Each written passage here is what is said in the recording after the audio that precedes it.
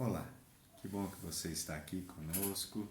Estamos tentando trabalhar um pouco mais virtualmente. É um prazer vê-lo virtualmente, mas óbvio, gostaria muito de estar junto com você aí, gostaria muito de poder dar um abraço, conversar pessoalmente, face to face, seria muito melhor, né? Mas é bom encontrar você mesmo que de forma virtual.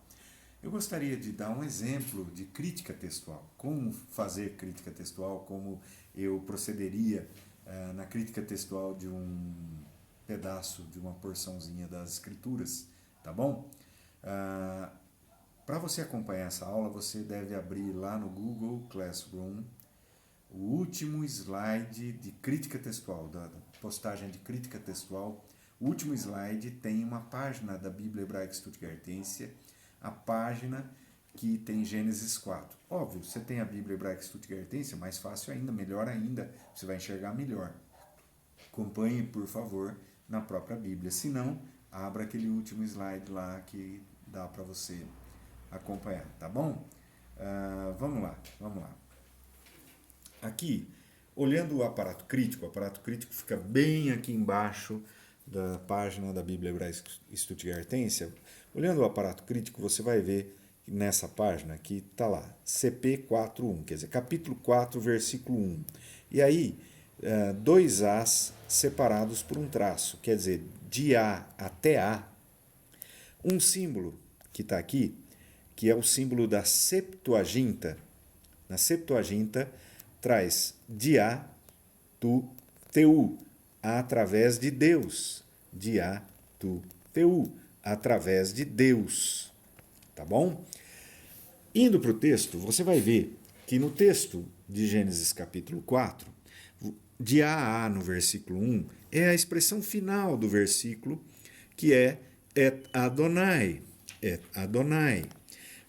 Óbvio, é o nome de Deus, as 4 letras do nome de Deus, que não deve ser pronunciado. Provavelmente a pronúncia original era Yahvé, porém, não se pronuncia Adonai sempre que as 4 letras estão, Senhor. Então, et é uma expressão, nós não estamos ainda trabalhando com a tradução, que tanto pode ser traduzida por com, como não pode não ser traduzida, porque se ela for preposição, é com. Se ela for indicativo de objeto direto, não é traduzido. Ou seja, no texto ficaria o Senhor ou com o Senhor.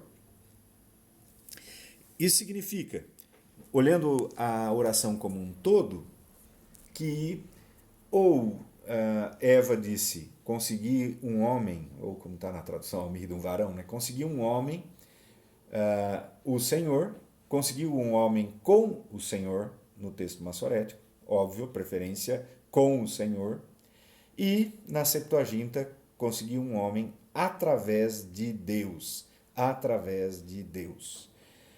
Uma vez que nós deciframos o que está escrito aqui, uma vez que nós traduzimos das duas formas, agora cabe-nos passar os cânones de crítica textual e, se necessário, utilizar os critérios subjetivos do Ernst Wirtwein.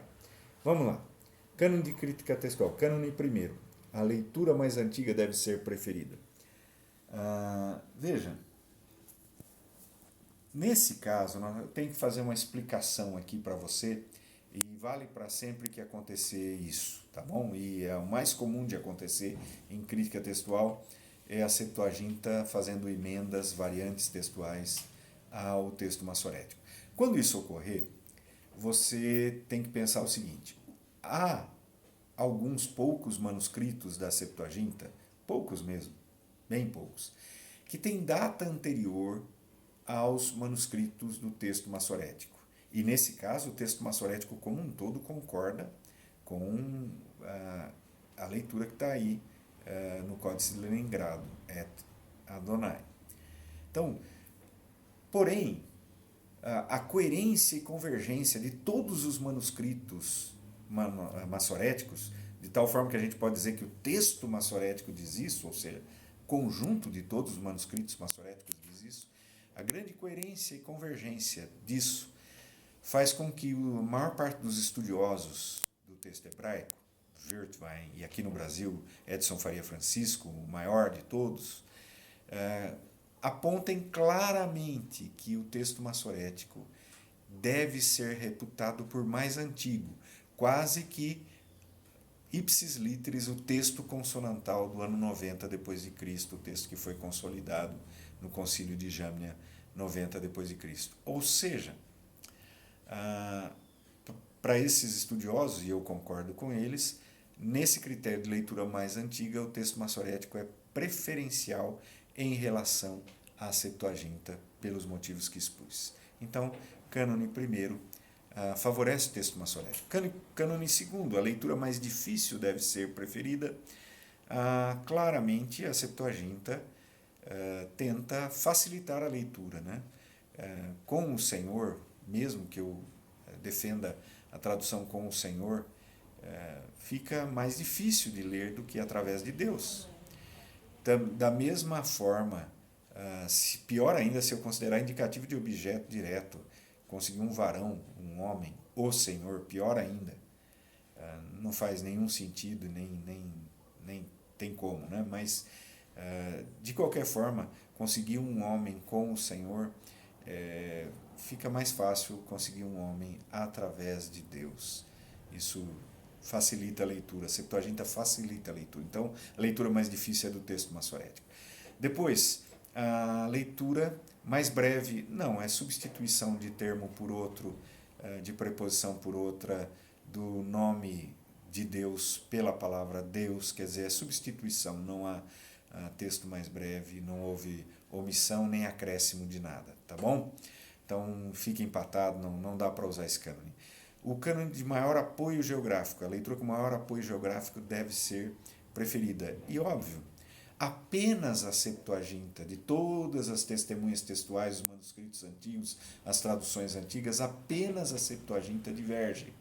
Todos os demais convergem para o texto massorético. Isso, óbvio, que dá um peso muito grande de apoio geográfico-cultural ao texto massorético.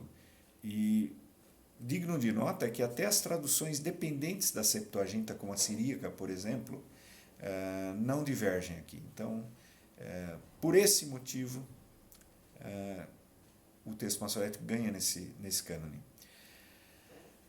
Quanto à leitura com maior tendência doutrinária, é difícil estabelecer. Talvez evitar o nome de Deus para colocar a palavra Deus, mas a Septuaginta tantas vezes traduz o nome de Deus por Kyrios, então não vejo aí, no caso, uma tendência doutrinária não, que enfatizou a correção seja do texto massorético, que possivelmente teria mudado, ou seja da Septuaginta, que provavelmente teria mudado, essa é a minha opinião, né?